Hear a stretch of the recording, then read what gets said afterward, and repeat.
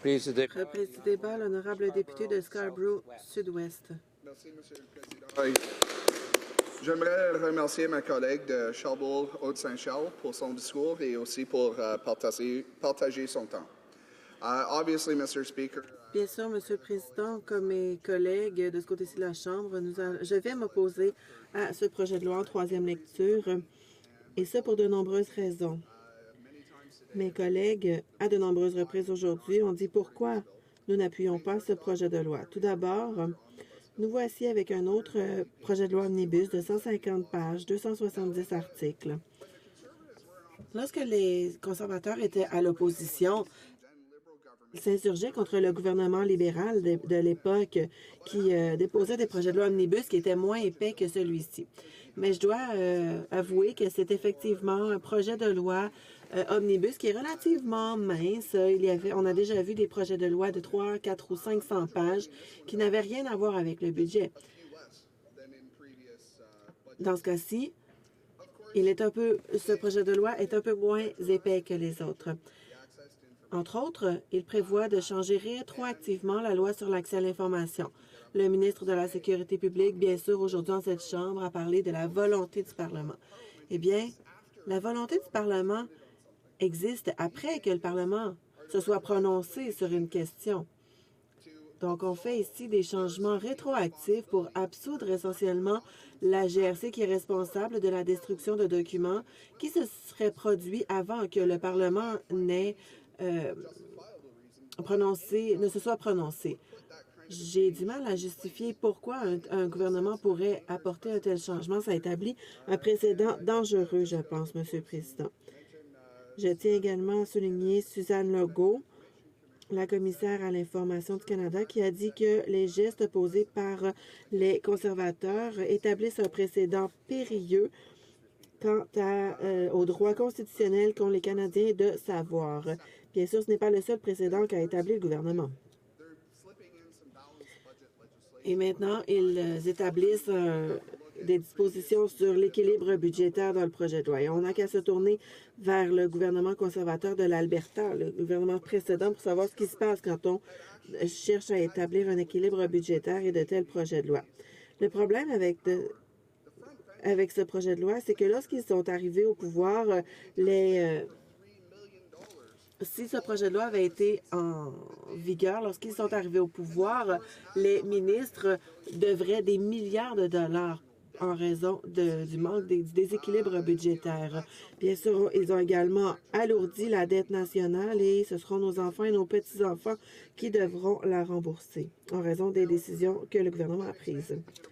Ils ont élargi le crédit d'impôt universel pour la garde d'enfants.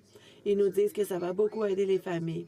Nous sommes d'accord pour dire que les familles ont besoin d'aide parce que depuis 10 ans que le gouvernement conservateur est au pouvoir, les familles ont du mal à joindre les deux bouts. Mais à maintes reprises dans cette Chambre, le gouvernement conservateur dit que nous allons éliminer cette mesure. Eh bien, ce n'est pas vrai. Nous nous sommes engagés à conserver ces prestations dans les poches des familles canadiennes. Parce que oui, les familles canadiennes ont du mal à joindre les deux bouts après 10 ans de règne conservateur au Canada. Mais on va aller plus loin. On ne va pas simplement remettre cet argent aux Canadiens. Nous allons créer un plan national pour les garderies qui permettra de créer 1 million de nouvelles places en garderie à 15 $ par jour partout au pays. Les libéraux ne veulent pas vous dire qu'avec les deux plans, les coûts des garderies au Canada demeurent extrêmement élevés et bon nombre de familles ne peuvent tout simplement pas se les permettre. À Toronto, bon nombre de familles doivent consacrer plus de 30 % de leur revenu annuel à la garderie pour les enfants. À Toronto, les gens paient en moyenne entre 1 000 et 2 000 $ par mois. 1 670 $, c'est le chiffre qu'on entend souvent. Eh bien, si on regarde le montant total du plan conservateur qui est remis aux familles, c'est quelques centaines de dollars. Donc, on fait à peine quelques semaines de garderie. Mais qu'en est-il pour les 11 mois restants dans l'année? Malheureusement, bon nombre de familles doivent abandonner l'idée d'avoir les deux parents au travail pour pouvoir payer la garderie. Ça signifie donc qu'un des deux parents reste à la maison et que la famille continue de prendre du retard. À Toronto, la grande majorité des familles ont besoin de 2 revenus pour joindre les 2 bouts. Si un des 2 parents doit rester à la maison, alors c'est certain que la famille prend du retard. Et c'est sans parler des conséquences pour l'économie, parce que bien sûr, si moins de gens travaillent, ça fait mal à l'économie et ça fait mal au trésor public également. Donc, il y a plus de gens qui ont besoin des prestations de l'État. Donc, les 2 autres partis ont des plans qui vont tout à fait à l'encontre de ce qui devrait être fait. Ce dont on a besoin ici, c'est de s'attaquer aux coûts élevés des garderies et le NPD est le seul parti qui a pris des mesures pour s'attaquer à ces coûts élevés. Bien sûr, nous ne nous opposons pas à tout ce qu'il y a dans le budget. Et comme ma collègue de Trois-Rivières l'a mentionné, il y a plusieurs initiatives néo-démocrates qu'on retrouve dans ce projet de loi, notamment la façon dont les conservateurs ont décidé de réduire les taxes et les impôts des petites entreprises. Ils se sont inspirés de la plateforme néo-démocrate, mais ils n'ont même pas bien fait les choses parce que le NPD s'était engagé à réduire les taxes des petites entreprises de 11 à 10 et enfin à 9% en l'espace de 2 ans. Que font-ils? Eh bien, 1,5%, 1,5%, 1,5% et 1,5%. Donc, sur 4 ans. Les petites entreprises, les petits entrepreneurs donc, sauront bien sûr avec qui ils s'en sentiront mieux. C'est un gouvernement néo-démocrate parce que d'ici à ce que toute la réduction fiscale soit appliquée, ils auront déjà eu 2 années de baisse d'imposition grâce au parti néo-démocrate. Mais ils n'ont fait cela que parce que c'est une année électorale et ils savent que c'est la position du NPD. Nous n'allons pas pouvoir appuyer le budget à cause de politiques ridicules comme le fractionnement du revenu qui ne n'aidera que 15% du gratin des contribuables et qui va coûter quand même 2,5 milliards de dollars. À quoi prévoit-on l'excédent budgétaire? 1,4, 1,8 milliards de dollars à peu près. C'est bien en dessous de 2 milliards et demi. Donc ça veut dire qu'en fait, ils ont creusé le déficit et augmenté la dette publique pour financer un programme qui ne va être bon que pour les gens qui en ont le moins besoin, parce que la grande majorité des gens qui pourront tirer parti du fractionnement du revenu sont dans les fourchettes de revenus les plus élevées, pas les plus basses. Donc c'est ça leur plan. Et ensuite, il y a le CELI qui va... les conservateurs nous ont expliqué combien 11 millions de Canadiens ont ouvert un compte d'épargne libre d'impôt. Mais ce qu'ils ont omis de dire, c'est qu'il y a un tout petit pourcentage de Canadiens à l'heure actuelle, sur ces 11 millions donc, qui ont un compte, eh bien, moins de 30% d'entre eux atteignent la limite. Alors, ils oublient de nous le mentionner. Ils nous disent 11 millions. Un tiers des Canadiens maximisent la limite de 5 000 $ par an de leur CELI. Bien, c'est loin d'être le cas, Monsieur le Président. C'est moins de 30%, des 30% qui ont ouvert un compte CELI et qui ont maximisé le plafond, la contribution. Les Canadiens ont besoin d'économiser en vue de leur retraite, d'outils pour épargner, certes. Mais la plupart ne peuvent même pas mettre de côté 5 000 $ par an parce qu'ils payent des coûts exorbitants en garderie.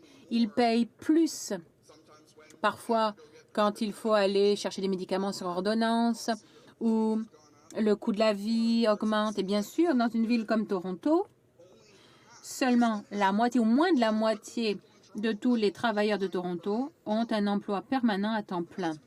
La grande majorité des gens ont des emplois précaires et à temps partiel. Bien sûr, la situation empire chez les jeunes où 13% des jeunes Canadiens maintenant sont au chômage. C'est quand même des statistiques choquantes qui sont sorties depuis 18 ans, donc 9 ans de gouvernement libéral et 9 ans de gouvernement conservateur. Le salaire minimal, le nombre de travailleurs au salaire minimal a augmenté de 94%. Avant, il représentait 3% de la population active de l'Ontario. Maintenant, il représente 12% des travailleurs. C'est ce que ces deux partis ont fait. Ils nous ont vraiment, c'est la course vers le bas, rien que pour financer les réductions fiscales pour les entreprises. Alors, les sociétés ont plus d'argent en banque que la totalité de notre dette nationale. Et ils ne vont pas aller dépenser cet argent, ils ne vont pas aller l'investir au Canada, non, ils vont le laisser en banque.